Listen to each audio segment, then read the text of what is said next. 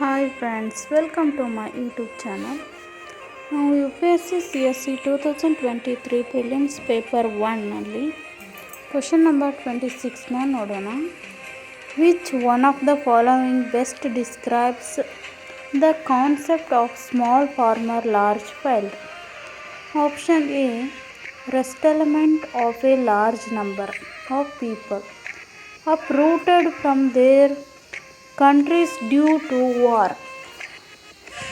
by giving them a large cultivable land which they cultivate collectively and share the produce.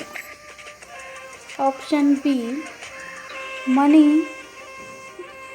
marginal farmers in an area organize themselves into groups and synchronize and harmonize selected agriculture operations.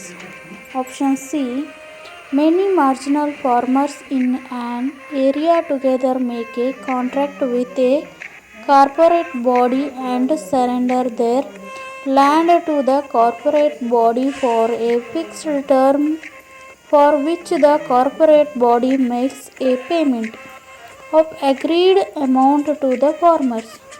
Option D, a company extends loan, technical knowledge and materials inputs to a number of small farmers in an area so that they produce the agriculture commodity required by the company for its manufacture process and commercial production.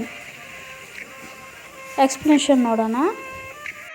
Correct answer option B, small farmers large field ಅಂದರೆ self is an agri model to overcome the disadvantages faced by millions of small and marginal farmers due to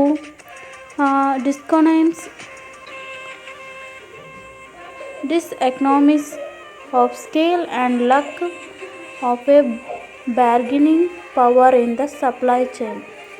This model is participatory and flexible and allows small farmers to benefit from achieving economics of scale by the organizing themselves into groups and synchronizing and harmonizing selected operations. Hence option B is correct. Next ಕನ್ನಡದಲ್ಲಿ ನೋಡೋಣ. Next question number 26, ಕೆಳಗಿನವುಗಳಲ್ಲಿ ಯಾವುದು ಸಣ್ಣ ರೈತ ದೊಡ್ಡ ಕ್ಷೇತ್ರ ಪರಿಕಲ್ಪನೆಯನ್ನು ಉತ್ತಮವಾಗಿ ವಿವರಿಸುತ್ತದೆ? ಎ, ಯುದ್ಧದ ಕಾರಣದಿಂದ ತಮ್ಮ ದೇಶಗಳಿಂದ ಕಿತ್ತು ಹಾಕಲ್ಪಟ್ಟ ದೊಡ್ಡ ಸಂಖ್ಯೆಯ ಜನರನ್ನು ಪುನರ್ವಸತಿ ಮಾಡುವುದು, ಅವರು ಸಾಮೂಹಿಕವಾಗಿ ಬೆಳೆಸುವ ಮತ್ತು ಉತ್ಪನ್ನಗಳನ್ನು ಹಂಚಿಕೊಳ್ಳುವ ದೊಡ್ಡ ಕೃಷಿಯೋಗ್ಯ ಭೂಮಿಯನ್ನು ನೀಡುವ ಮೂಲಕ.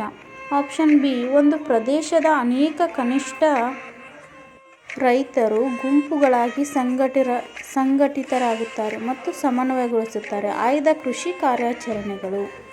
ಆಪ್ಷನ್ ಸಿ, ಒಂದು ಪ್ರದೇಶದಲ್ಲಿನ ಅನೇಕ ಕನಿಷ್ಠ ರೈತರು ಒಟ್ಟಾಗಿ ಕಾರ್ಪೊರೇಟ್ ಸಂಸ್ಥೆಯೊಂದಿಗೆ ಒಪ್ಪಂದ ಮಾಡಿಕೊಳ್ಳುತ್ತಾರೆ ಮತ್ತು ತಮ್ಮ ಭೂಮಿಯನ್ನು ಕಾರ್ಪೊರೇಟ್ ಸಂಸ್ಥೆಗೆ ನಿಗದಿತ ಅವಧಿಗೆ ಒಪ್ಪಿಸುತ್ತಾರೆ. ಇದಕ್ಕಾಗಿ ಕಾರ್ಪೊರೇಟ್ ಸಂಸ್ಥೆಯು ರೈತರಿಗೆ ಒಪ್ಪಿದ ಮೊತ್ತವನ್ನು ಪಾವತಿಸುತ್ತದೆ. ಆಪ್ಷನ್ ಡಿ, ಒಂದು ಕಂಪನಿಯು ಒಂದು ಪ್ರದೇಶದಲ್ಲಿ ಹಲವಾರು ಸಣ್ಣ ರೈತರಿಗೆ ಸಾಲಗಳು, ತಾಂತ್ರಿಕ ಜ್ಞಾನ ಮತ್ತು ವಸ್ತು ಒಳಹರಿವುಗಳನ್ನು ವಿಸ್ತರಿಸುತ್ತದೆ. ಇದರಿಂದಾಗಿ ಕಂಪನಿಯು ಅದರ ಪ್ರತಿಕ್ರಿಯೆ ಮತ್ತು ವಾಣಿಜ್ಯ ಉತ್ಪಾದನೆಗೆ ಅಗತ್ಯವಿರುವ ಕೃಷಿ ಸರಕುಗಳನ್ನು ಉತ್ಪಾದಿಸುತ್ತದೆ. ಸರಿಯಾದ ಉತ್ತರ ಆಯ್ಕೆ B is the right answer. ಸಣ್ಣ ರೈತರು ದೊಡ್ಡ ಕ್ಷೇತ್ರ ಎನ್ನುವುದು ಲಕ್ಷಾಂತರ ಸಣ್ಣ ಮತ್ತು ಅತಿ ಸಣ್ಣ ರೈತರು ಎದುರಿಸುತ್ತಿರುವ ಅನುಕೂಲಗಳನ್ನು ನಿವಾರಿಸಲು ಕೃಷಿ ಮಾದರಿಯಾಗಿದೆ. ಈ ಮಾದರಿಯು ಸಹಭಾಗಿತ್ವ ಮತ್ತು ನಮ್ಯತೆಯನ್ನು ಹೊಂದಿದೆ ಮತ್ತು ಸಣ್ಣ ರೈತರು ತಮ್ಮನ್ನು ಗುಂಪುಗಳಾಗಿ ಸಂಘಟಿಸುವ ಮೂಲಕ ಮತ್ತು ಆಯ್ದ ಕಾರ್ಯಾಚರಣೆಗಳನ್ನು ಸಿಂಕ್ರೊನೈಸ್ ಮಾಡುವ ಮೂಲಕ, ಸಮನ್ವಯಗೊಳಿಸುವ ಮೂಲಕ, ಪ್ರಮಾಣದ ಆರ್ಥಿಕತೆಯನ್ನು ಸಾಧಿಸುವ ಮೂಲಕ ಲಾಭ ಪಡೆಯಲು ಅನುಮತಿಸುತ್ತದೆ.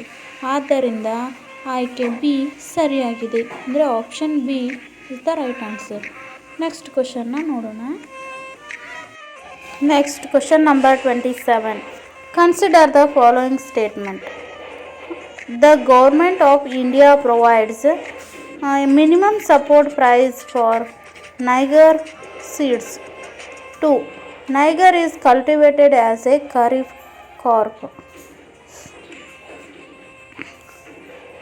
3. Some tribal people in India use Niger seed oil for cooking.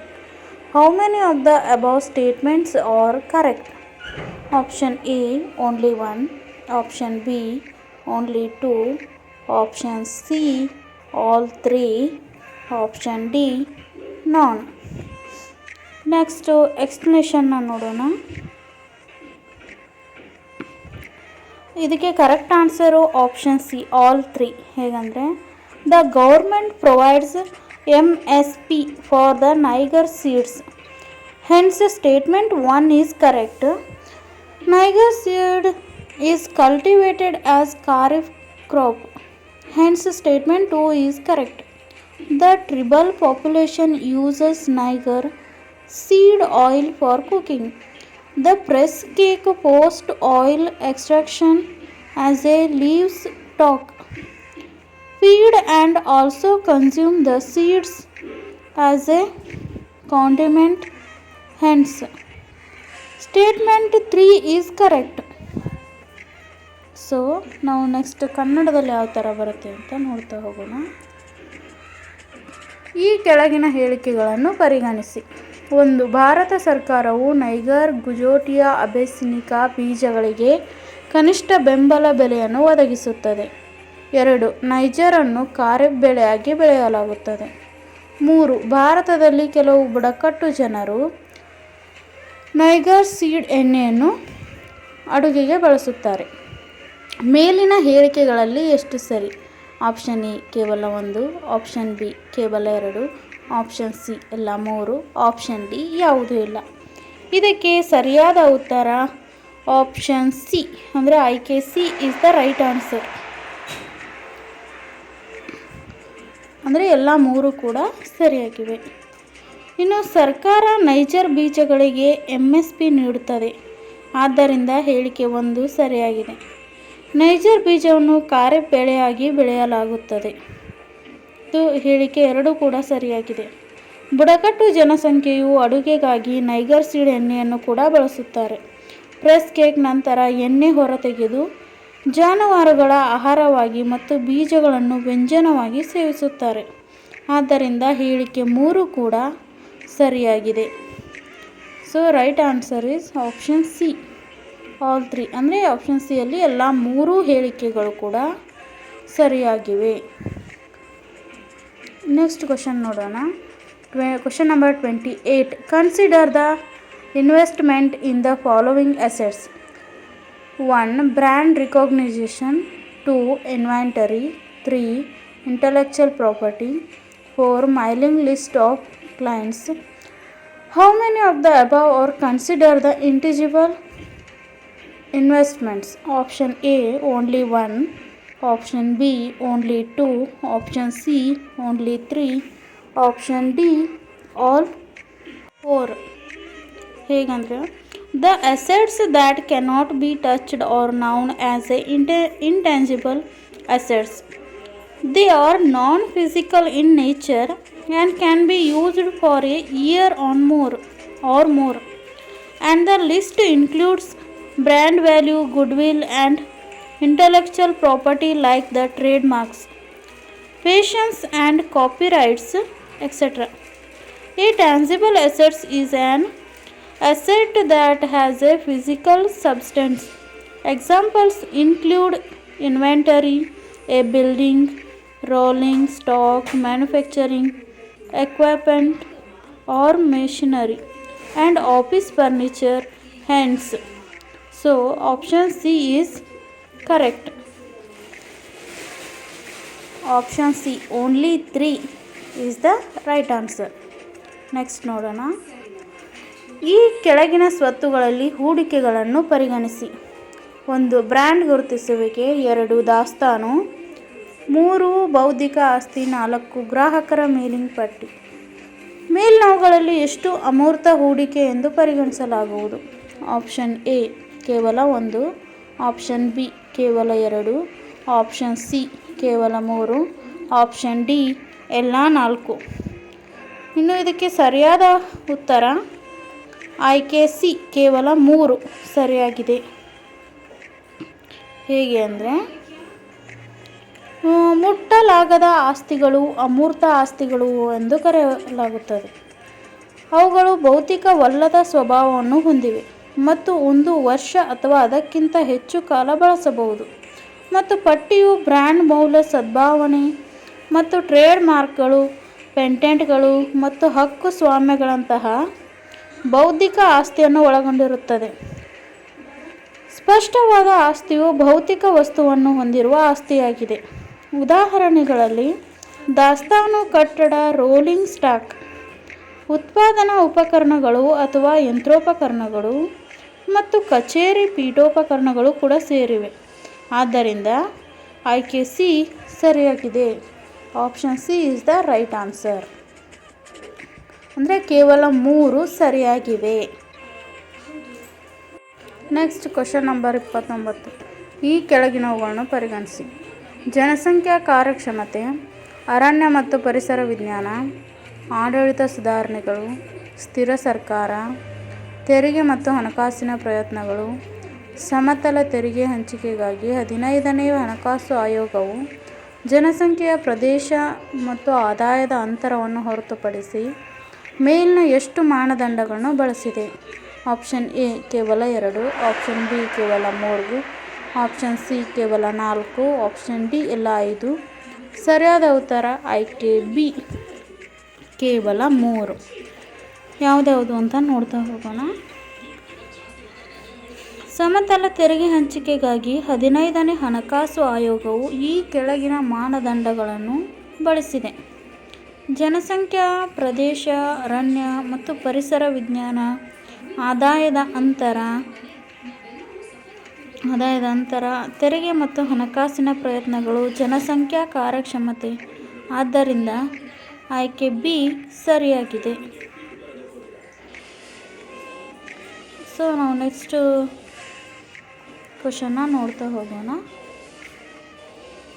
ಇದರಲ್ಲಿ ಆಯ್ಕೆ ಬಿನೇ right answer. Next question, consider the following: 1. Demographic performance, 2. Forest and ecology, 3. Governance reforms, 4. Stable government, 5. Tax and fiscal efforts. For the horizontal tax devolution, the 15th Finance Commission used how many of the above as the criteria other than population area and income distance?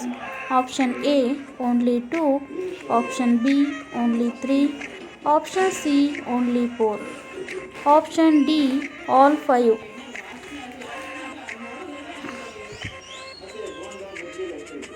So ಇದರಲ್ಲಿ ಯಾವ ಥರ ಬಂದಿದೆ ಅಂತ ನೋಡ್ತಾ ಹೋಗೋಣ. For the horizontal tax devolution, the 15th Finance Commission used the following as the criteria: population area, forest and ecology, income distance, tax and physical efforts, demography, performance. Hence the option B is the correct. So option B ಅಂದರೆ only 3 is the right answer. So ಅದರಲ್ಲಿ demographic performance, ಆಮೇಲೆ next tax and fiscal efforts, forest and ecology, ಇವು 3 ಕೂಡ ಸರಿಯಾಗಿವೆ. ಹಾಗಾಗಿ option B ಅಂದರೆ only 3 is the right answer. ಇದು next ಕ್ವಶನ್ನ ನೋಡ್ತಾ ಹೋಗೋಣ. Question number 30. Consider the following infrastructure sectors: 1. affordable housing, 2. mass rapid transport, 3. health care, 4. renewable energy. On how many of the above does UNOPS sustainable investments in the infrastructure and innovation initiative focus for its investment? Option A only 1, option B only 2, option C only 3, option D all 4. So explanation ನೋಡೋಣ. The UNIOPS Sustainable Investments in the Infrastructure and Innovation Initiative was launched in 2015 as a proof of concept of explore innovative ways of financing sustainable infrastructure projects in developing countries. The initiative aimed to leverage UNOPS experts and experience in the delivering infrastructure solutions that meet the needs and aspirations of people and communities. S3I seed funds large scale affordable housing, renewable energy and health infrastructure projects. It does not focus on mass rapid transport infrastructures, hence option C is the right answer. ಕನ್ನಡದಲ್ಲಿ ನೋಡೋಣ. ಈ ಕೆಳಗಿನ ಮೂಲ ಸೌಕರ್ಯ ವಲಯಗಳನ್ನು ಪರಿಗಣಿಸಿ. ಕೈಗೆಟುಕುವ ಮನೆ, ಸಾಮೂಹಿಕ ತ್ವರಿತ ಸಾರಿಗೆ, ಆರೋಗ್ಯ ರಕ್ಷಣೆ, ನವೀಕರಿಸಬಹುದಾದ ಶಕ್ತಿ. UNOPS sustainable investments of infrastructure ಮತ್ತು ಇನೋವೇಷನ್ ಉಪಕ್ರಮವು ತನ್ನ ಹೂಡಿಕೆಗಳಿಗೆ ಎಷ್ಟು ಮೇಲ್ನೋವುಗಳ ಮೇಲೆ ಕೇಂದ್ರೀಕರಿಸುತ್ತದೆ. ಆಪ್ಷನ್ ಎ ಕೇವಲ 1, ಆಪ್ಷನ್ ಬಿ ಕೇವಲ 2, ಆಪ್ಷನ್ ಸಿ ಕೇವಲ 3, ಆಪ್ಷನ್ ಡಿ ಎಲ್ಲ 4. ಇದಕ್ಕೆ ಸರಿಯಾದ ಉತ್ತರ ಆಯ್ಕೆ ಸಿ ಕೇವಲ 3. ಹೇಗೆ ಅಂತ ನೋಡೋಣ. ಅಭಿವೃದ್ಧಿಶೀಲ ರಾಷ್ಟ್ರಗಳಲ್ಲಿ ಸುಸ್ಥಿರ ಮೂಲ ಸೌಕರ್ಯ ಯೋಜನೆಗಳಿಗೆ ಹಣಕಾಸು ಒದಗಿಸುವ ನವೀನ ವಿಧಾನಗಳನ್ನು ಅನ್ವೇಷಿಸಲು ಪರಿಕಲ್ಪನೆಯ ಪುರಾವೆಯಾಗಿ 2015ರಲ್ಲಿ UNOPS ಸಸ್ಟೈನಬಲ್ ಇನ್ವೆಸ್ಟ್ಮೆಂಟ್ಸ್ ಇನ್ಫ್ರಾಸ್ಟ್ರಕ್ಚರ್ ಮತ್ತು ಇನೋವೇಷನ್ಸ್ S31 ಉಪಕ್ರಮವನ್ನು ಪ್ರಾರಂಭಿಸಲಾಯಿತು.